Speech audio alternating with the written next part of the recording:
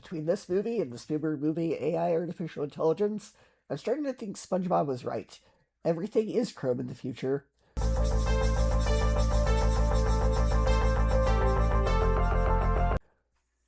That was honestly one of my first thoughts watching Minority Report.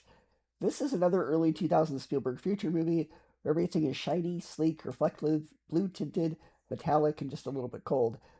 Once you get past the excessively chrome aesthetic, Minority Report is a really intriguing, thought provoking, and exciting sci fi thriller.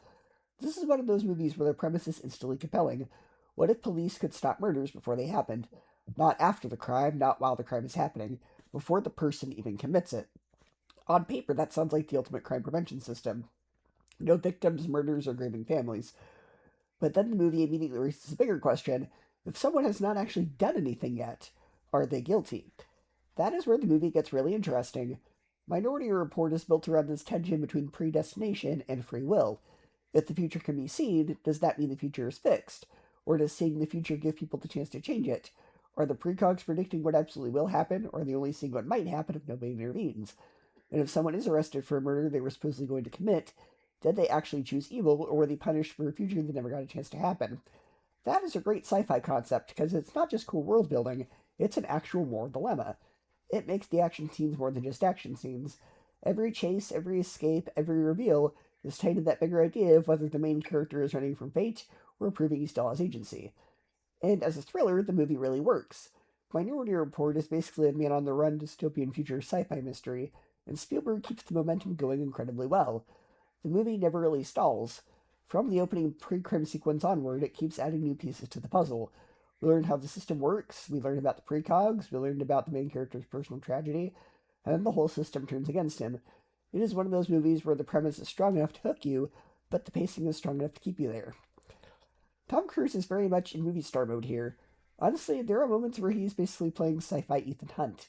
He's running, jumping, dodging futuristic police, climbing around buildings, doing impossible escapes, and is his intense Tom Cruise face for most of the movie. If you've seen the Mission Impossible films, you know the mode he's in, but it works. He's very good at playing a guy who's constantly under pressure and thinking 5 steps ahead while everything around him collapses. At the same time, I do think the movie gives him enough emotional material that he is not only Ethan Hunt, but in the future. The backstory with his missing son gives him a real wound. It explains why he believes in pre-crime so strongly. He's not just a loyal cop who likes the system, he's a grieving father who's built his whole life around the idea that no other parent has to experience what he did. That makes his belief in the system understandable, even when the system itself is terrifying. The world building is one of the strongest parts of the movie. Spielberg does a great job creating a future that feels both advanced and recognizable. The technology is futuristic, but the people using it are still dealing with crime, addiction, grief, corruption, advertisements, bureaucracy, and broken families. It's not a clean utopia, it's a shiny dystopia. Everything looks advanced, but morally, society is still messy. And one of the funniest things about watching this movie now is how much it predicted targeted advertising. There are scenes where people walk through stores or public spaces, and ads recognize them by their eyes, call them by name, and customize the message directly to them. At the time, that probably felt like a cool sci-fi exaggeration, and now it feels weirdly normal, just with retina scanners replaced by phones, cookies, algorithms, and data tracking. The movie was absolutely onto something there. It saw where advertising was headed, not just selling products to the public, but selling products to you specifically. That part of the movie might honestly be more disturbing now than it was when it came out, because the pre-crime stuff is still fictional, for now, but targeted ads? That is not futuristic anymore. That is now. The action scenes are also really well done. The jetpack chase has that classic Spielberg sense of movement and geography. The factory sequence is also fun, and the spider scanner scene is extremely intense. The movie knows how to make futuristic technology feel cold and invasive at the same time. The little scanner bugs crawling through the apartment building are a great example. They're impressive from a technology standpoint, but also horrifying from a privacy standpoint. The government just sends mechanical spiders in everyone's homes, and everybody's apparently supposed to tolerate it because of security. That scene is also where I have one of my biggest plot questions. The scanners are going apartment to apartment looking for Tom Cruise, and we see them enter a room where a woman is accusing her husband of cheating and she's physically hitting him. And I'm sitting there thinking, wait, doesn't the world have pre-crime? Why is nobody being arrested for domestic violence? Are they only looking for murder? Because the movie sometimes makes it feel like pre-crime is specifically about murder, but the broader name and system make it sound like they're preventing crime in general. And if they can intervene before someone commits homicide, why is an act of assault apparently not worth stopping? Maybe the explanation is that pre-crime is only built around murder, because that is what the precogs can predict with enough clarity. That would make sense. The opening case is attempted murder, and the whole program seems designed around stopping murder specifically. But because the movie calls it pre-crime and builds the huge police state infrastructure around it, moments like that can make the rules feel a little inconsistent. It raises questions the movie does not fully answer. Yes, the gender double standard crossed my mind as well. If it had been a man hitting a woman in that scene, would the movie have framed it the same way? Probably not. So that moment aged a little strangely. Another issue with the rules is the eye surgery scene.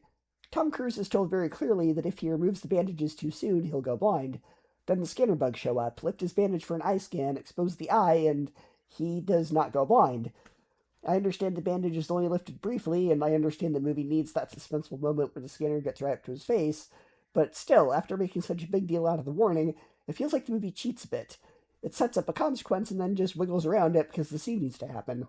That doesn't ruin the movie or anything, but it is one of those things where you go, wait a minute, this seems like plot convenience. There are also some funny dated future elements. For a movie that's set decades in the future, everyone still dresses like it's the early 2000s. We have all this futuristic technology, self-driving cars, holographic screens, retinal scanning, psychic crime prediction, and then the clothes are very clearly from the early 2000s. That's always one of the risks with movies that take place in the future. Technology predictions can be bold, but fashion predictions are difficult. A lot of sci-fi either goes too weird and looks silly, or plays it too safe and ends up looking like the year that the movie was made. And then there's the reference to RadioShack, where this character asks PreCrime, well, if you need to fix the precog, why not take her to RadioShack? And obviously there was no way the writers could know that RadioShack would eventually go out of business, so I'm not holding that against the movie as a serious criticism, but watching it now, hearing that name mentioned in this advanced future does briefly take me out of it. It's like, wow, in this universe they predicted psychic murder police, but Radio Shack survived. Like, what? But they're also mostly nitpicks, because the story itself is really strong. The mystery unfolds well, and the third act twists are genuinely effective. I like the movie does not just ask, was Anderton framed? It keeps pushing the question deeper. What is a minority report? Can the precogs disagree? Can the system hide uncertainty? And if the people running the system know it's flawed, what else have they covered up? That is where the movie becomes more than just a chase thriller. It becomes a story about institutions protecting themselves. PreCrime is sold to the public as perfect. It has to be perfect because the whole moral justification depends on certainty. The second that people admit there might be mistakes, the whole thing becomes terrifying. You cannot imprison someone for a crime they did not commit unless you're absolutely certain that they would have committed it. So if there's even a small chance the system is wrong, the system becomes morally corrupt. That is a really strong idea, and it feels very relevant. Not because you have psychic crime prediction, but because societies are always tempted to trade freedom for safety. The movie asks how much liberty people are willing to give up if the government promises security, and it also asks what happens when a system becomes so trusted that nobody is allowed to question it. And to quote Benjamin Franklin, those who would give up liberty for safety deserve neither. I also think the movie works because the visuals and tone support the themes. The future is not cozy, it feels sterile, surveilled, and emotionally disconnected. The city is impressive, but not inviting. Technology is amazing, but also invasive. Even the way the police operate feels less like justice and more like machinery. People are identified by their eyes, ads know your name, officers can invade homes with robotic insects and without warrants. Suspects are imprisoned in a strange suspended state without ever actually committing the crime. Everything is efficient, but not necessarily humane. That is classic dystopian sci-fi. The world has solved one problem, but created several new ones. The precogs themselves are also disturbing in a way the movie does not ignore. They're treated like sacred tools of justice, but they're also essentially prisoners. The system depends on them, but it does not really treat them as full people. Agatha especially gives the movie an emotional center in the second half. She is not just a plot device. She becomes a reminder that the perfect system has victims behind the curtain. That is why the movie's title matters. The Minority Report is not just a technical loophole. It represents doubt. It represents the possibility that the official version of the future is not the only version. In a world built on certainty, doubt is dangerous. Overall, Minority Report is a really strong Spielberg film. It is exciting, stylish, thought-provoking, and constantly engaging. It has a great premise, strong pacing, memorable sci-fi concepts, and some genuinely impressive predictions about where technology and advertising were going. Tom Cruise may be doing a lot of his familiar Tom Cruise action hero stuff, but he does it well, and the emotional backstory gives the character enough weight. Are the rules always perfectly consistent? No. The pre-crime system raises some questions the movie does not fully answer. The scanner bug scene makes me wonder how the society defines crime versus murder. The eye surgery scene bends its own warning a little bit. Some of the fashion and future references are dated in a funny way.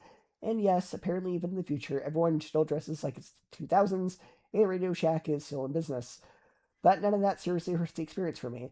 If anything, some of those quirks make the movie more fun to talk about. The core stories still work extremely well. The mystery is compelling, the action is exciting, the themes are strong, and the third act brings everything together with some really well done twists. So for me, Minority Report gets an A-, a 9 out of 10, and 4 out of 5 stars. It's not completely flawless, but it is one of Spielberg's strongest sci-fi thrillers. A chrome-covered, thought-provoking chase movie about fate, free will, surveillance, and whether society becomes so obsessed with preventing crime that it forgets justice.